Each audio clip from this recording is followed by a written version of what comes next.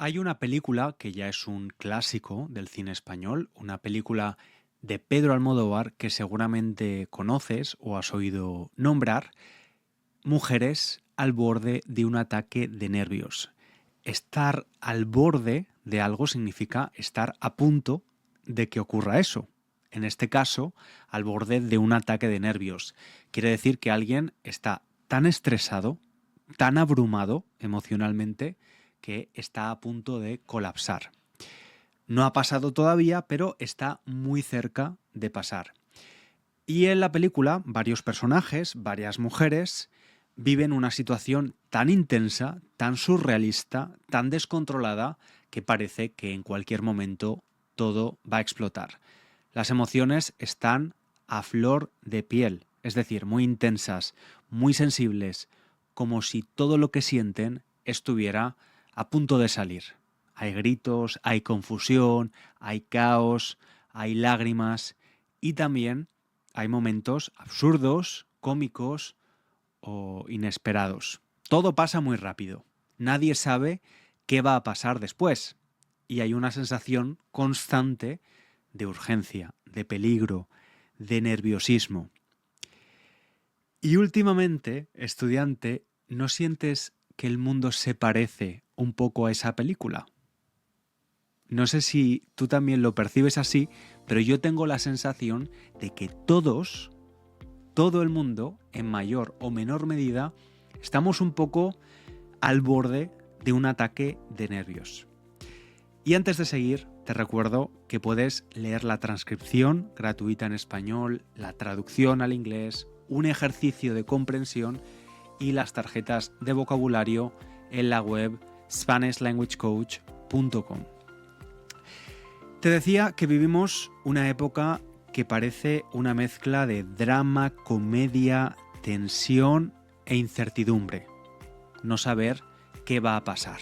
Una época donde todo cambia muy rápido, donde las noticias no paran, donde los conflictos se acumulan y donde es muy difícil encontrar un momento de calma. Cuando intentamos pensar con claridad sobre lo que está pasando en el mundo, nos cuesta. Hay demasiadas cosas a la vez. Conflictos geopolíticos, crisis económicas, discursos radicales, redes sociales que no paran, nuevas tecnologías que aparecen y que cambian las reglas del juego. Y en medio de todo eso estamos nosotros, los pequeños humanos, con nuestras vidas, nuestras rutinas, nuestros trabajos, nuestras emociones.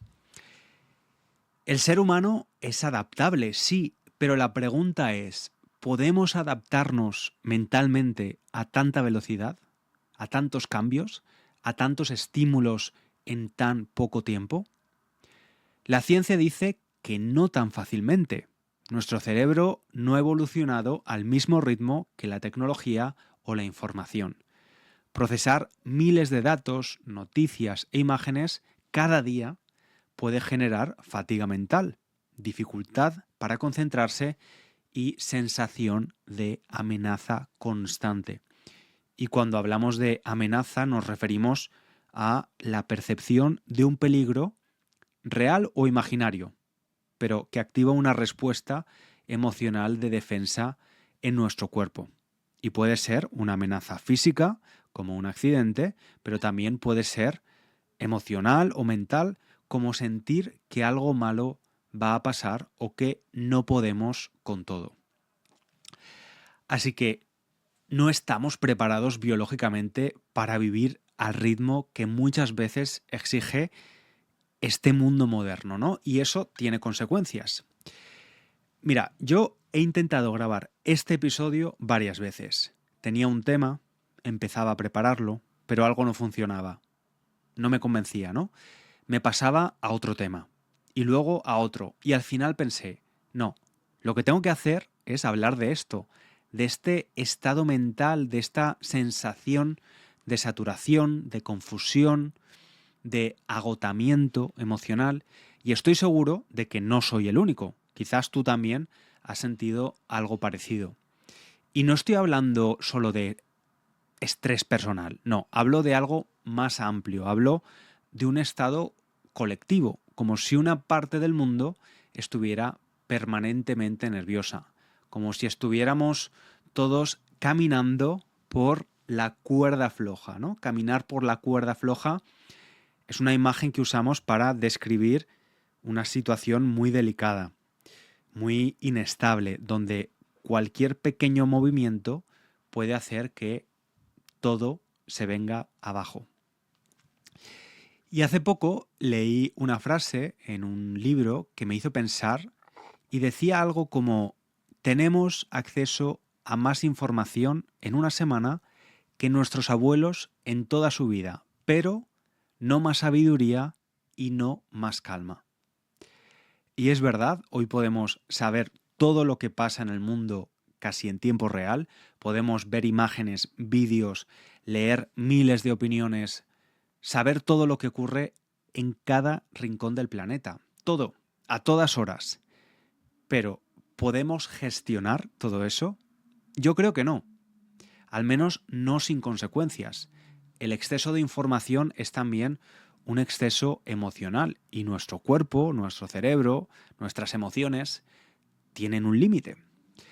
Pero, entonces, ¿por qué lo hacemos? ¿Por qué, si sabemos que es nocivo, es negativo para nosotros, continuamos alimentándonos con información nueva todo el tiempo? Bueno, pues porque la realidad es que estamos diseñados para prestar atención a lo que ocurre a nuestro alrededor. No es que seamos masoquistas o que busquemos sufrir con las malas noticias, sino que biológicamente la curiosidad y la vigilancia constante han sido mecanismos de supervivencia. Durante miles de años, nuestros antepasados, los que estaban en el mundo antes de nosotros, necesitaban estar atentos a cualquier cambio en su entorno. Un ruido extraño, un olor diferente, una señal en el cielo, todo podía ser importante y ese instinto sigue dentro de nosotros. Por eso sentimos la necesidad de saber qué está pasando, de entender el peligro, de anticiparnos. Y nuestro cerebro interpreta la información como algo necesario para protegernos.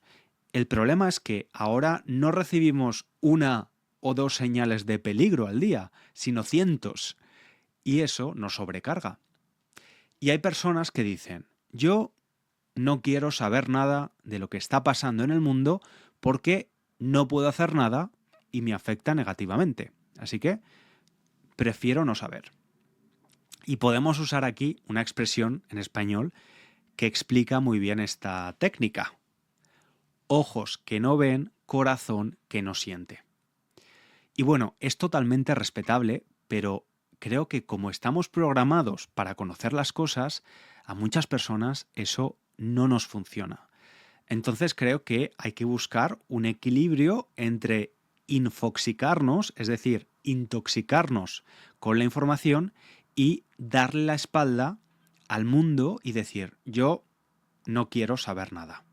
Ojos que no ven, corazón que no siente. La realidad es que nuestros padres y nuestros abuelos también vivieron periodos así, o incluso mucho peores.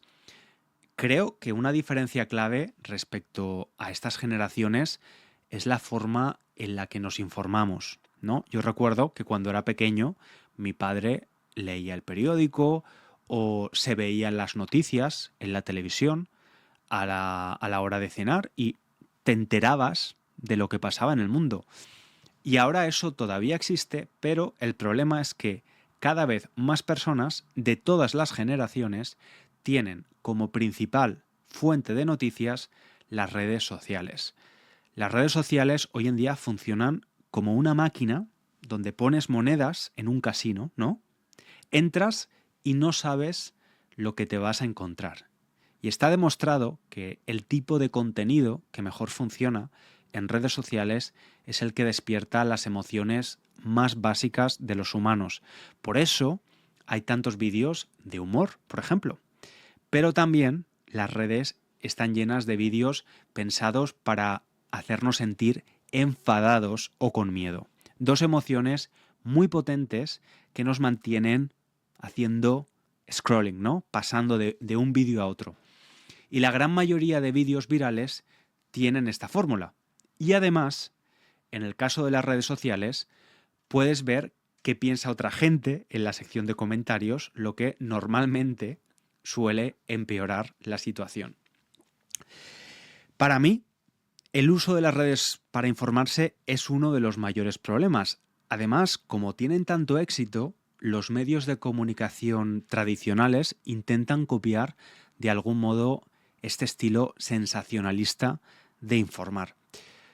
Y es una pena, la verdad, porque cuando vives con una sensación constante de alarma, de tensión, de que el mundo se está acabando, no puedes disfrutar de lo que tienes cerca.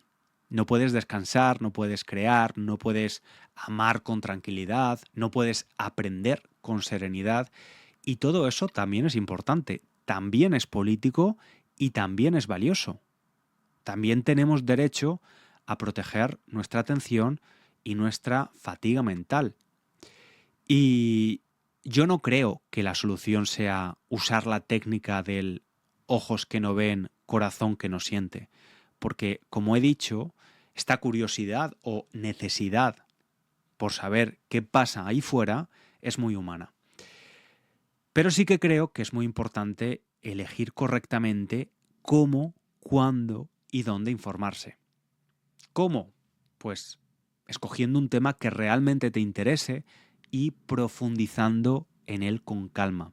Por ejemplo, leyendo un artículo largo de un medio serio, escuchando un podcast que trate el tema en profundidad, viendo un documental o incluso leyendo un ensayo. El formato largo nos permite reflexionar y nos da contexto, algo que casi nunca existe en las redes sociales. ¿Y cuándo? Pues en un momento del día en el que te sientas bien, con energía suficiente para procesar información. Para algunas personas es al principio del día, cuando todo está más tranquilo. Para otras es al final de la jornada, después de trabajar, cuando pueden sentarse con calma. Y lo importante es que no sea algo automático, que no sea algo que haces cuando estás agotado o vulnerable. ¿Y dónde? Pues a ver, de personas expertas en el tema, idealmente, con criterio, con experiencia, que entienden de lo que hablan, personas que no buscan solo provocar una emoción rápida o generar polémica, sino ayudarte a entender mejor el mundo. Y también es muy importante elegir medios que sepas que trabajan con rigor y que no te van a sobrecargar emocionalmente. Y en general creo que la norma más importante para informarse es priorizar calidad y no cantidad. Y hablando de todo esto, estudiante, pues hay otra cosa que me hace pensar. Vivimos en un momento lleno de contradicciones, porque por un lado hay quienes dicen que estamos viviendo un colapso, crisis por todas partes, y por otro lado hay quienes recuerdan que nunca antes hemos tenido tantos avances, que nunca ha habido menos pobreza extrema, que nunca hemos vivido tanto, que nunca hemos tenido tanta tecnología a nuestro servicio. Y yo me pregunto, ¿cómo pueden convivir esas dos ideas? ¿Estamos en el mejor momento de la historia o en el peor? Probablemente un poco los dos extremos son reales, el progreso y el agotamiento, la tecnología y el caos, la esperanza y el miedo. Y quizás por eso nos sentimos así, porque es muy difícil integrar todo eso, porque es muy difícil tener claridad en medio del ruido. Y hay mucho, mucho ruido. Así que creo que de forma individual podemos intentar bajar el volumen un poquito. Y bueno, hasta aquí mi pequeña reflexión sobre el tema. Ahora es tu turno. Te invito a que me dejes un comentario si te has sentido así alguna vez, si estás pasando por un momento parecido y si tienes estrategias que te funcionan, compártelas también con la comunidad de estudiantes en la sección de comentarios.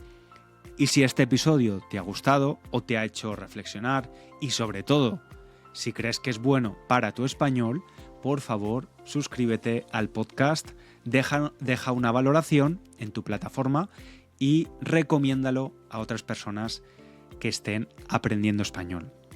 Te espero en el próximo episodio. Un abrazo grande.